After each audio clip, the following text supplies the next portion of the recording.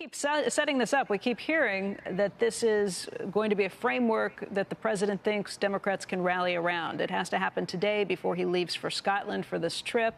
But the more I hear about the details, the less likely I think that anybody even knows exactly what this framework is, let alone can agree to it. But what do you know? Well, details were still being hammered out late last night, and as was just reported, there are a few things that I've got to get across the finish line. But I think we have a framework, and I think the president will be up here, as you know, in the next hour and a half to lay it out, as well as to move forward. We're all hoping on that bipartisan infrastructure bill, Becky, that we've been talking about for a long time, which is so important. It came out of the Senate in August with 69 votes, all 50 Democrats and 19 Republicans. That's everything from water infrastructure to roads, bridges, and tunnels, including the Gateway Tunnel between New York and New Jersey, the train tunnel, as well as climate resiliency and broadband. It's a historic once-in-a-century package. So I think everyone is eager to get that across the finish line, as we've been trying now for months to do. And that'll come along with this other social infrastructure package as well.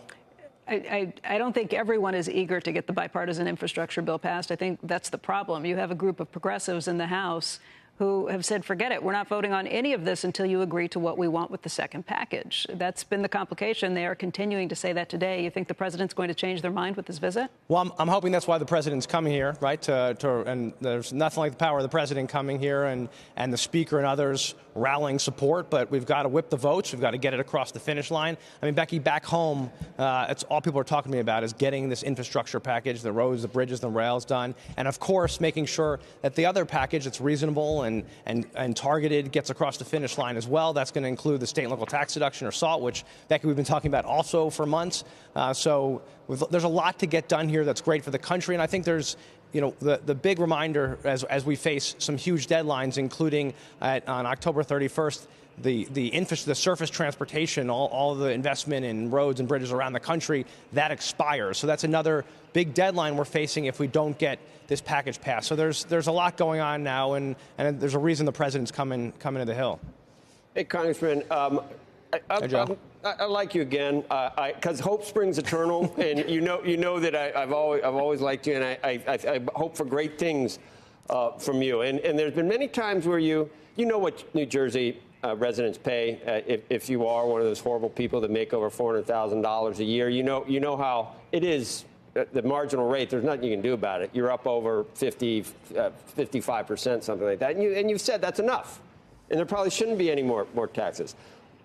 It's like I was talking about it earlier. The Democrats have decided we're going to spend all this money and we're going to figure out how to pay for it with taxes. And then they've gone on this weird, let's do this. No, we can't get that. Let's do this. OK, no, we can't do that. Let's do a carbon tax. No, he won't go for that. Let's do this tax. No, let's do one real.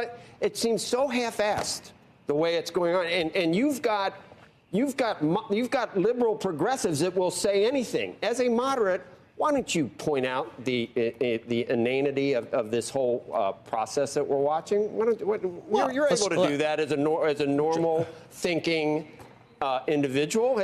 Haven't you looked askance at That's this the nicest before? thing you've ever said about me.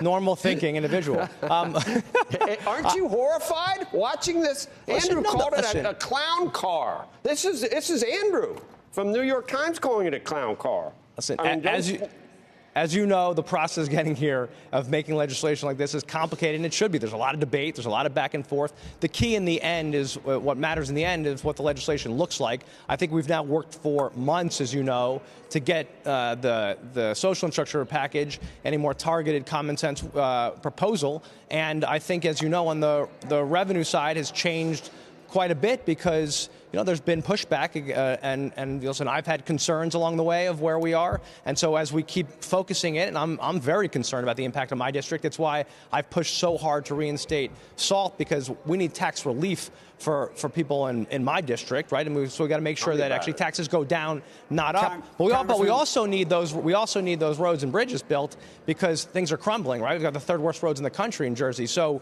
you've got to fix these things if you're going to have a competitive economy, and you want bipartisanship, which is, I think, to me, very important that we actually come together as a country and show that we can govern.